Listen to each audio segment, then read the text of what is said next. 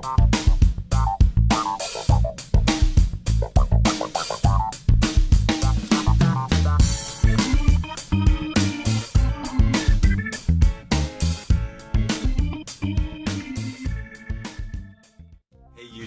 welcome back to my channel. This is Canadian Retro.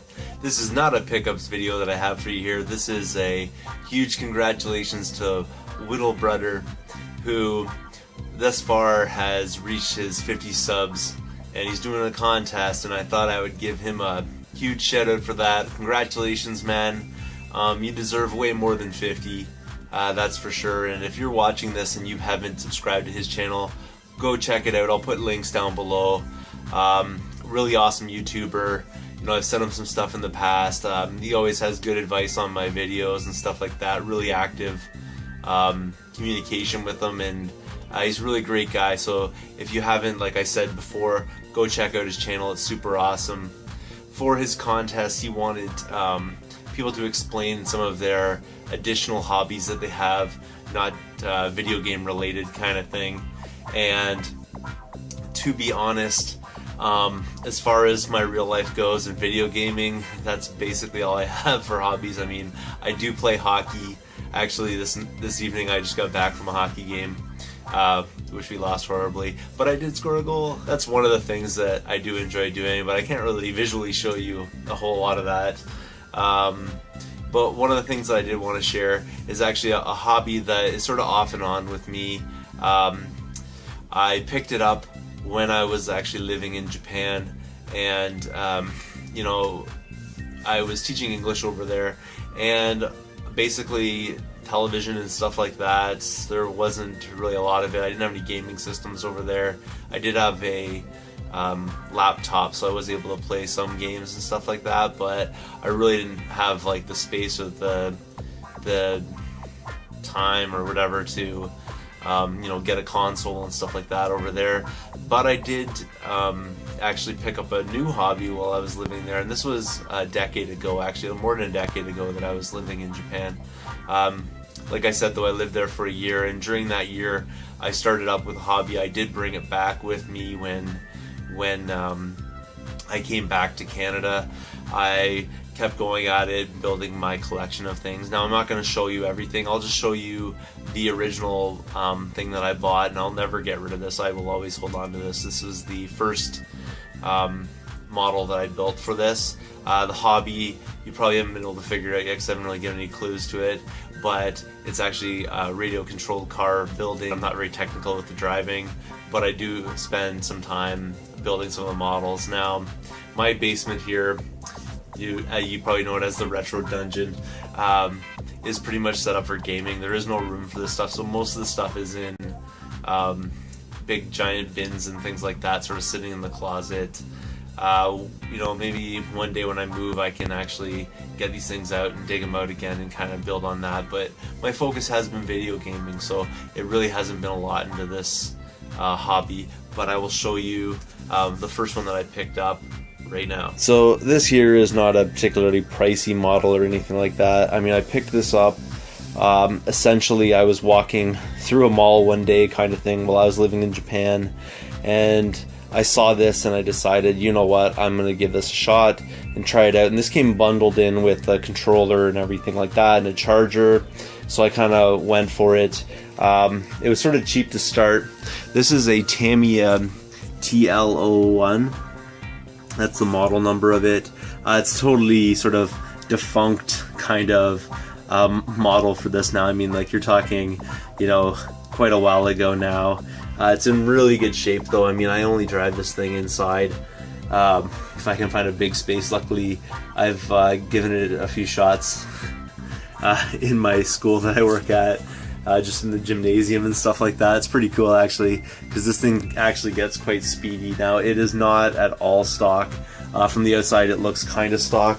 The rims that were originally on it were silver, but I changed them out to these sponge kind of tires so I could get more grip. And the reason for that is that the original rubber tires didn't actually wear out, but they just didn't have grip on tiled surfaces and stuff like that with the upgrades that I made. So I'll get right into this right now.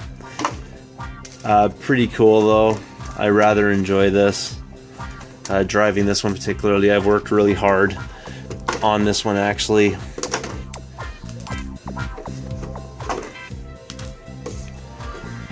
Just get in here.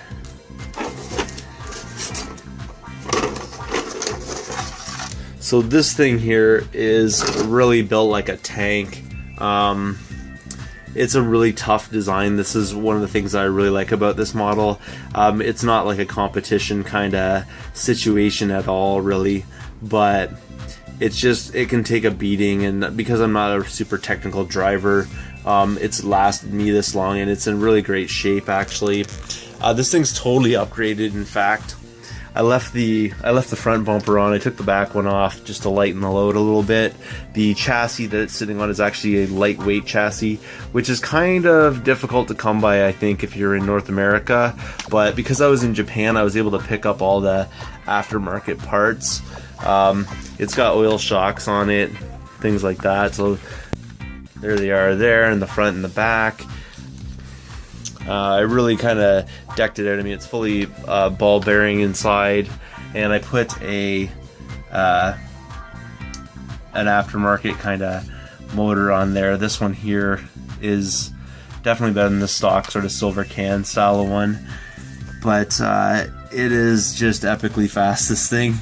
It's got a few aluminum bits that I put on. Those are normally plastic, just like slight upgrades. I actually had a lot different upgrades to this, but I sort of took a lot of them off and got back to basics. So actually inside, and I can't really take this apart because it would take too long, but it has a carbon rod here instead of the regular steel one that it came with, and inside actually it's been tuned to like go super fast basically as well. In there, like all the gears or whatever are like the super lightweight version of it. Everything in here is like quite lightweight. Like it still weighs quite a bit, but that's kind of what I like about it. It is light from the regular